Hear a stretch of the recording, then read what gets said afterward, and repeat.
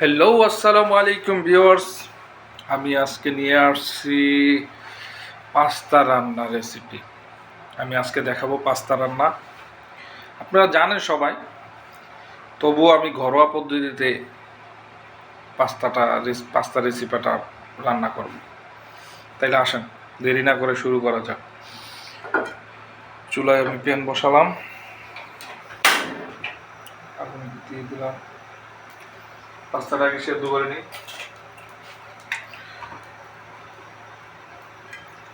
পানি দিয়ে দিলাম পাস্তাটা সেদ্ধ করার জন্য।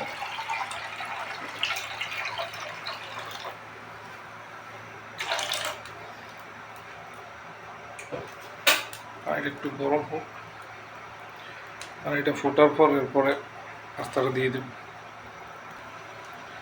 পানি ফুটে গেছে, এখন আমি পাস্তা দিয়ে দেব। পাস্তা দিয়ে দিলাম, সামান্য পরিমাণে একটু লবণ দিয়ে দেবো।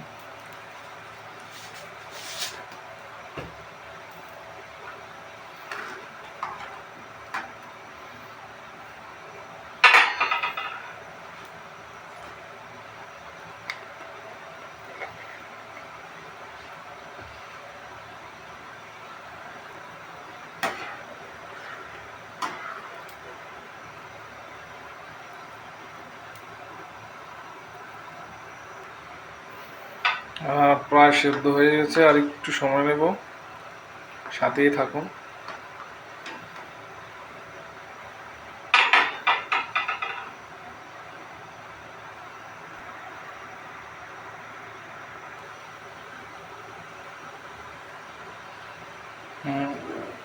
পাস্তাটা সেদ্ধ হয়ে গেছে, আমি উঠিয়ে নেব এখন।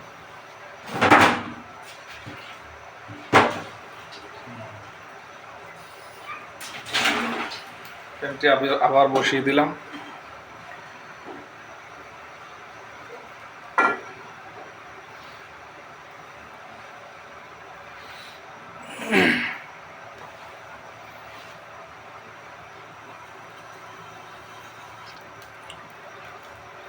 প্যানে সামান্য তেল দিয়ে দেব ডিমটাকে ভাজার জন্য।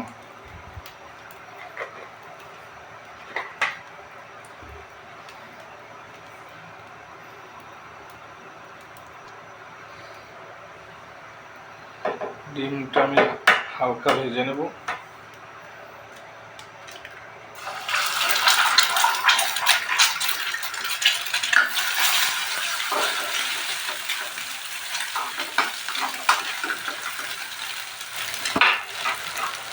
সামান্য একটু লবণ দিয়ে দেবো।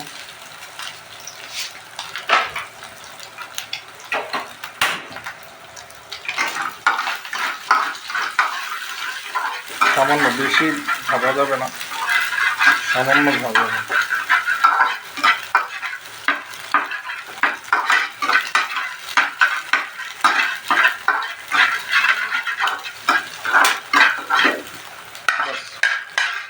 হয়ে গেছে।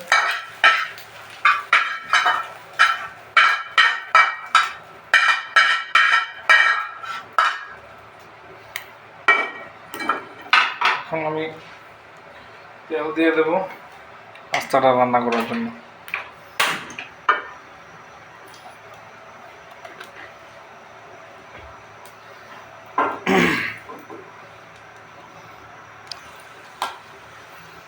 আমি কিছু রসুন দিয়ে দেব।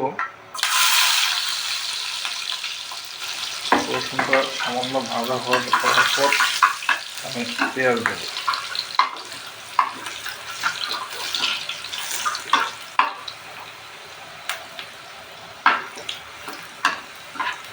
সামান্য বাদামি কালার হয়ে গেছে, আমি পেঁয়াজটা দিয়ে দেব।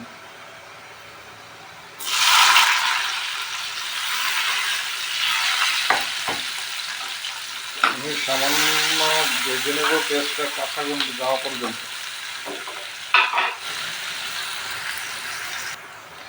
পেঁয়াজ আমার সামান্য ভাজা হয়ে গেছে, আমি এখন টমেটো দিয়ে দেবো। আমি টমেটো একটু বেশি করে দেব, কারণ আমি টমেটো সস দেব না, এই জন্য আমি টমেটো একটু বেশি করে দেবো। ঠিক আছে, আপনারা যদি সস দেন তাহলে একটু কমিয়ে দিতে পারেন।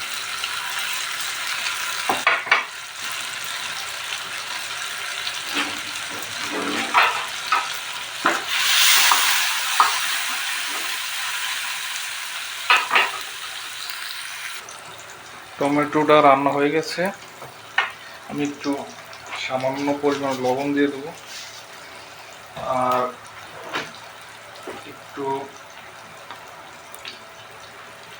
জিরার গুঁড়ি দেব আর একটু মিক্স মশলা দেব সামান্য একটু।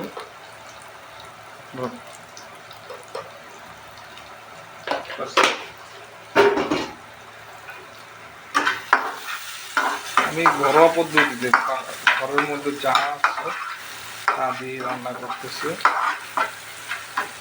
টমেটো একটু বাড়িয়ে দেবেন সস ব্যবহার না করলে, আর যদি সস ব্যবহার করেন তাহলে টমেটোটা কমিয়ে দিতে হবে।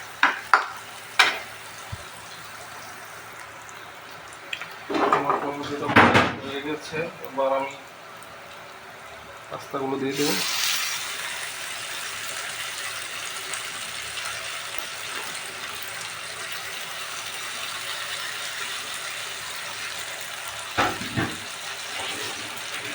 আর মরিচগুলো দিয়ে দেবো,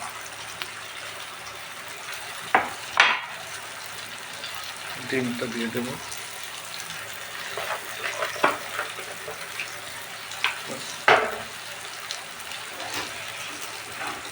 মিক্স করে নেবো।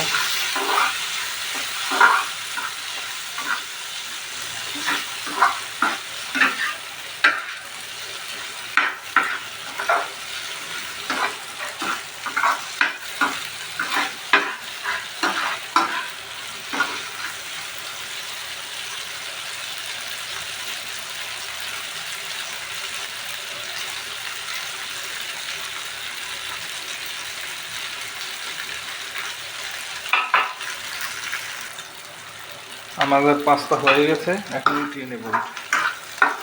পাস্তা হয়ে গেছে,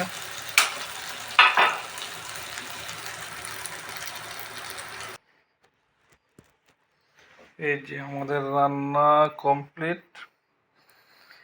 যে যে খেতে চান ঘরোয়া উপায়ে ঘরোয়া স্টাইলে বানাবেন, একদম সহজ, বাইরের কোনো কিছু না লাগবে না, বানিয়ে নেবেন।